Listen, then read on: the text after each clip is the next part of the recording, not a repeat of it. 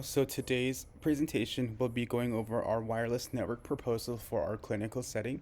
This will be an extension of our current wired network and our existing um, wireless network that has become non-usable just because of how old the technology is. So today we're going to go over our project scope, which is basically the objective of our wireless network, who our users are going to be, and the like. We're also going to go over our feasibility study, which will include a number of different objectives of our network that include security, users, what we're going to see in terms of design, what equipment needs are going to be in our proposed budget for this. We're also going to look at our network needs analysis, basically going over what our network will need um, in terms of speed, in terms of availability, in terms of support for how many users we can have. Security will be encryption methods and the like. Our QoS is our quality of service requirements, which is what our users will require of us in terms of uptime, privacy, security, usability, ease of use, and the ability to let us know when there are issues. Our reliability and security requirements. We'll go over what our definition of reliability is for this wireless network, as well as our security requirements, encryption to be in line with HIPAA, and to protect sensitive patient data as well. Our network design will go over what we are looking to implement in terms of our routers, our switches, and how we're going to implement that to our existing our wired network, and how we're going to phase out our old wireless network to bring in this new one. Our detailed design documentation will basically just go over what we will need in terms of our hardware and what the cost would be, and what the performances of those products are, so we know what we're getting. And our cost analysis is a more in-depth breakdown of what we're getting, how much it costs, and how many of it we're going to need in terms of our tangible budget. So our project scope, we're looking to deliver robust wireless access across our clinical setting to comply with HIPAA regulations and protect PHI. Our users, we're going to implement, we're going to have clinical staff, administrative staff that can be limited to and including doctors, nurses, caregivers of any type, schedulers, receptionists, and we're also going to have our CEO, our billing staff, our administrative assistants as well being able to connect to this network. This is going to be an implementation of our existing structures, and we're going to be able to be compatible backwards and forwards, so there's not going to be a lack of any service for any kind of devices that we may have that are legacy or new ones that we're looking to implement in the future. Feasibility, we're going to have strict authentication methods that require training, strict passwords, basically not allow unauthorized users within the network, as we want to monitor the traffic to reduce any type of risk. Our current proposed budget is around $140,000, which includes all of the hardware, the software needed to bring forth this new wireless network, as well as any labor needed that is not limited to our current IT staff, as well as possible contractors that we may need to complete our services. This will be compatible, as I mentioned, with current infrastructure. We'll have room for upgrades and improvement as necessary, and this will meet all HIPAA regulations for patient data and security, which is paramount for us because that's pretty much what we handle financially and personal protected data for our patients as well.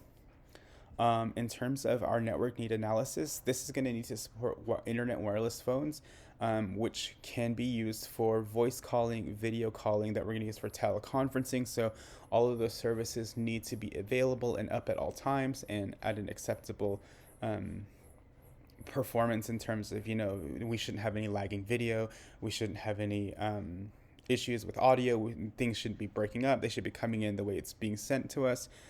This is also going to be used for just sending inter-office documents, emails, presentations, Word documents, PDFs. We're also going to be able to send media as well, videos. And as I mentioned before, we need it for streaming, for video, for conferencing, and voice as well simultaneously for any number of our users at any given moment. We also need wireless access to patient database. This will allow us to bring up patient data within our clinical setting without having to run back to our stations and make our jobs and our operations here more efficient, and also need to connect to our clinical applications as well. We'll need to support about 500 users concurrently at a worst case scenario, meaning like that's what our system needs to support and still operate at reasonable levels. We're looking at 100 megabytes per second for minimum bandwidth from our ISP. So we did also take into account heavy traffic times in terms of when we're going to have more users connected, possibly around 8 a.m. to 5 p.m. when everybody's in office. We know we have staff who work after hours, but our emergency section in terms of our hospital will also account for any kind of network needs for our emergency care. And that's where our design for high traffic times and load come into play. So our quality of service requirements is basically what our users are going to require of us in terms of reliability and being able to use any kind of services that we'll offer through this wireless network. And that includes our wireless internet phones, which will need to have availability and no loss of signal anywhere in the hospital. So there needs to be portability, meaning that one user should be able to walk around our entire structure without having to lose any service or degradation in services. Well, so that's what they're going to require of us. We're also going to need to be able to access patient data, whether or not it is through our doctors specifically or any of our schedulers, and we're going to need to have access immediately as per HIPAA requirements. We're also going to have signages in different areas to let people know, hey, you should avoid this area because, cell phones shouldn't be used here because of interference from MRI, X-ray machines. And we're also going to implement signal boosters as well as cell phone boosters. So that way in those areas, if the need arises, those devices can still connect and won't have any issues connecting. And this will combat any kind of unique issues, like I mentioned before, with interference or also the physical barriers that our hospital is unique to as well. We're also going to take a look at our reliability and security requirements. We're looking to use a VPN to make connections.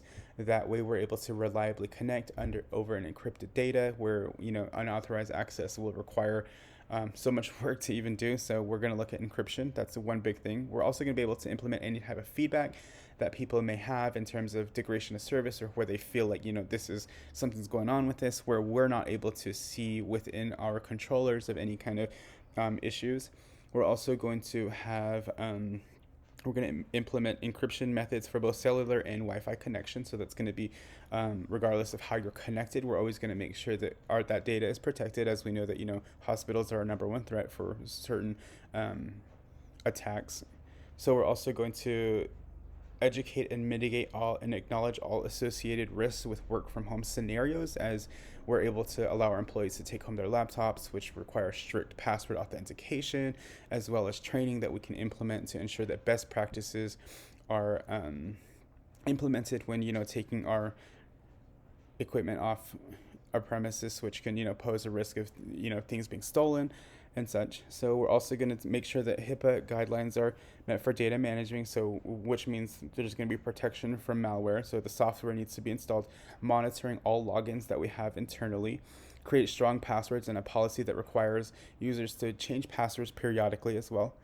And then our physical requirements will basically to be able to keep like all wireless devices in terms of our routers, our cabling, and things like that away from access behind locks, and so it's not easily able to be physically hacked and changed.